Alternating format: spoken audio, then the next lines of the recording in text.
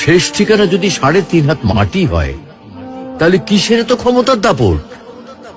ভোর 5টায় মৃত্যু, সকাল 6টায় জানিয়ে দেওয়া হবে মাইকে, 8টায় শেষ গোসল করানো হবে, 9টায় তোমাকে নতুন কাপড়ে সাজানো হবে, জোহরের নামাজের পরে তোমার আলিশান বাড়ি থেকে বের করে নিয়ে যাওয়া হবে, 2টায় তোমার জানাজার নামাজ পড়ানো হবে, 2:30টায় তোমাকে কবরে নামিয়ে ফেলা হবে। মাটি দেওয়া শেষ হয়ে গেলে কেউ তোমার জন্য দোয়া করবে, আর কেউ চলেও আসবে।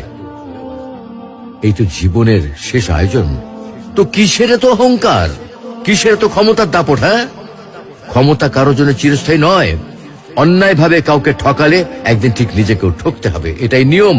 হ্যাঁ, এটাই নিয়ম। ভোরের সূর্যোদয়ের আলোতে যে পৃথিবী আলোকিত হয়, সন্ধ্যার সূর্যাস্তে তা আবার হারিয়ে যেত দেখি।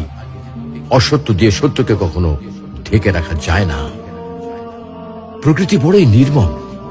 কবে কখন কোথায় কার উপর আঘাত হানে তা একমাত্র উপরওয়ালাই ভালো বলতে পারেন। অহংকার আর দাম্ভিকতা পতনের লক্ষণ, তাই অহংকারী না হয়ে সহনশীল হন। ক্ষণস্থায়ী এই দুনিয়ায় কেউ চিরস্থায়ী নয়। এজন্য ভুলে যেতে হবে সব রোগীর স্বপ্ন, ফিরে আসতে হবে রবের দিকে, কারণ শেষ ঠিকানা তো সেই 3.5 হাত মাটি।